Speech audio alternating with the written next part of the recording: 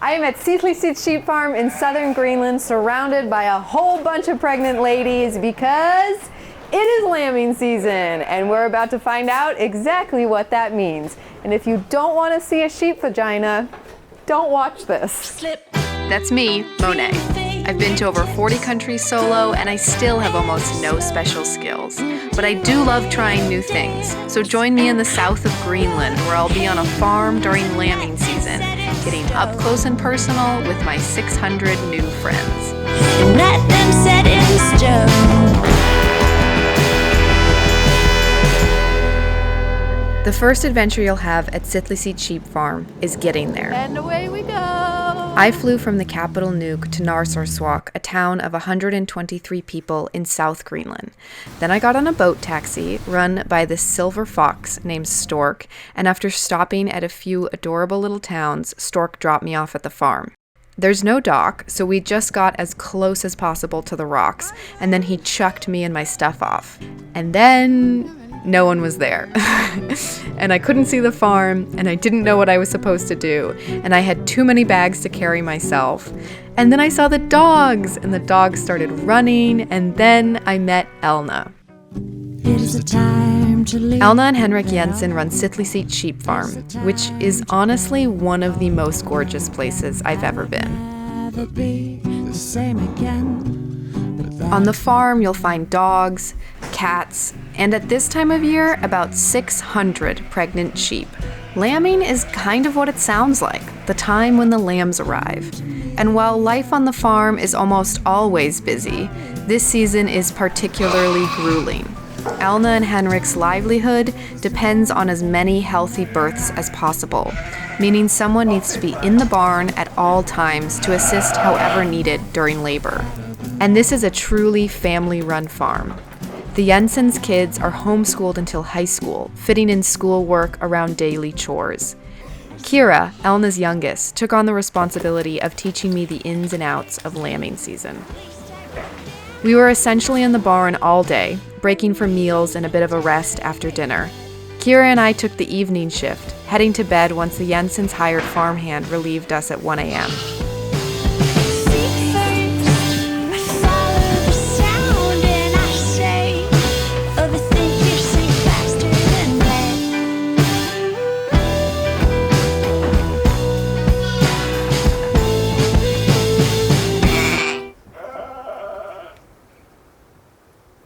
When you enter the barn for your shift, the first thing you do is to check to see how many sheep are in labor, which is announced by what I can really only describe as a bubble coming out of the sheep's vagina.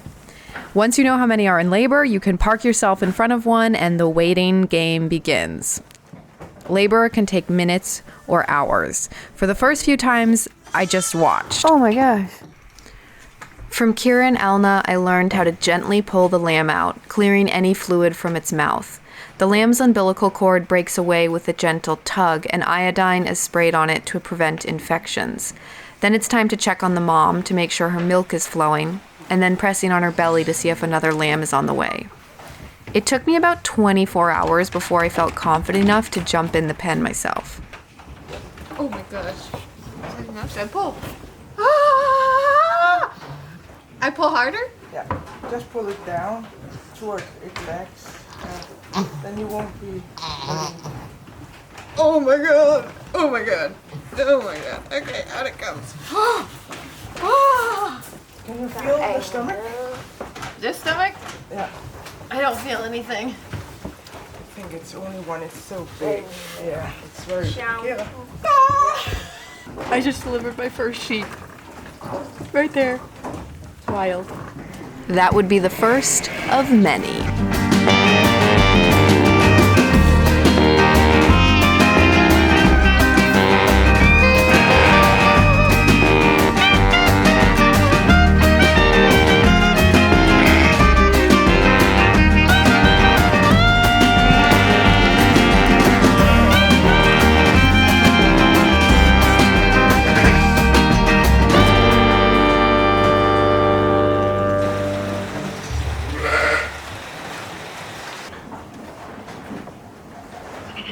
And how many of them need help when they are giving birth?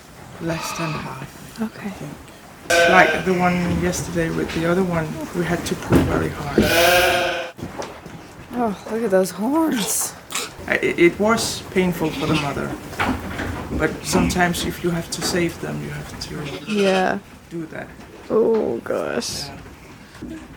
These poor vaginas. Ah!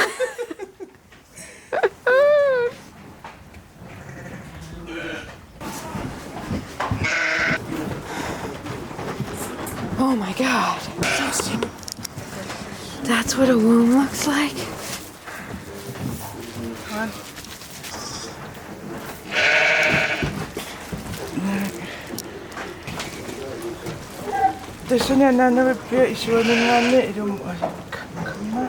How can that possibly work? That you just shove it back inside?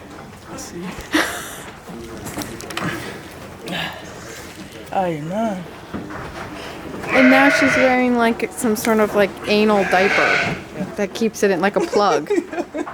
It's a butt plug. Not a butt plug, but Oh, right. It's a vagina plug. A few days later, the sheep was doing great. it's getting harder and harder to get over. It wasn't a problem in the beginning. For various reasons, sometimes a sheep can't take care of all of her lambs. Maybe only one udder is working, or a sheep gives birth to 3 lambs, meaning her lambs just won't get enough milk. In the wild, these lambs would die on their own. At the farm, Elna goes through a sometimes complicated process of trying to get another sheep to adopt one of these lambs. The first step is to tie up the lamb that they're trying to get adopted. This will stop it from running away from the foster mother.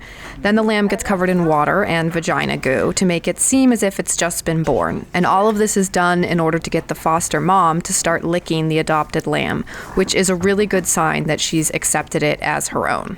So you're basically trying to like trick the mom. Yeah. And sometimes when we know she's a little bit, I'm not sure, it's mine. Then we can put salt, baking salt, and even a little bit sugar. So you have literally tied them together, Yeah. covered it in blood. Yeah, and all of their wet comes Fluids. from her. Yeah. She doesn't. She has. She found out. Oh, she knows. It didn't work. So back to mom. I'm gonna follow you. Lambs that don't get adopted end up being bottle fed and start to feel more like pets than livestock. You have a poopy butt.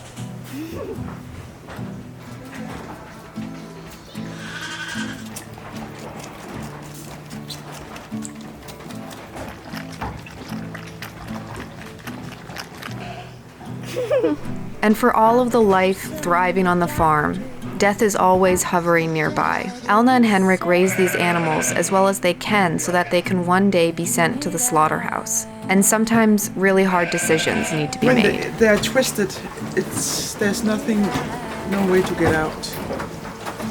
We can try to do the opposite, try to twist it the other way. Yeah, Sometimes it manages to do. but if the baby's twisted, The way they're going to get out, if it's twisted, and we can't do it right, we have to kill the sheep and try to save the lives. Otherwise, we will lose all. you explain it to your kids. Sometimes they can understand, but sometimes, of course, it's hard. Even Yeah. for me. So. What do you think the problem is? She's too small.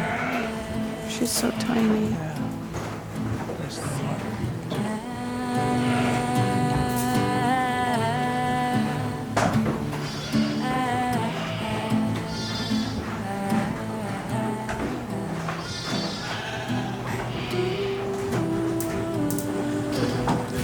What happens to her now? We will bury her after lunch.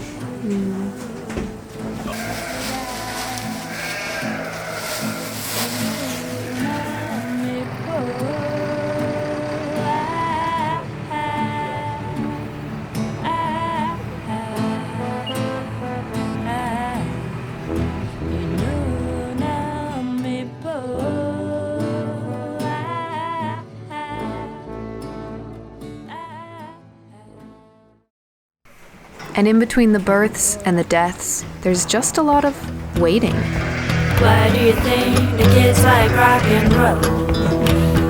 Rock and roll, rock and roll. 'Cause it's terrible, it's terrible.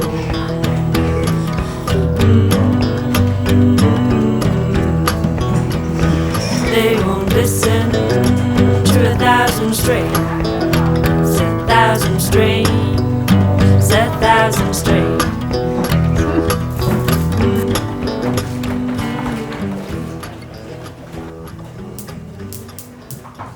After about a week in the barn, Henrik shepherds the sheep and lambs outside, where they'll roam freely for the next 5 months. But all of this incredible wild pasture is at risk of changing forever. The Greenlandic government is currently accepting feedback on a proposed open-pit uranium mine, which would be placed just miles away from Sillisit and the surrounding sheep farms. So if you want to help the Jensens keep their family and sheep safe from radiation, send a note to the email below and let the Greenlandic government know why it's important to you to keep these lands free of nuclear waste. And if you ever make your way to Greenland, you should absolutely visit the farm.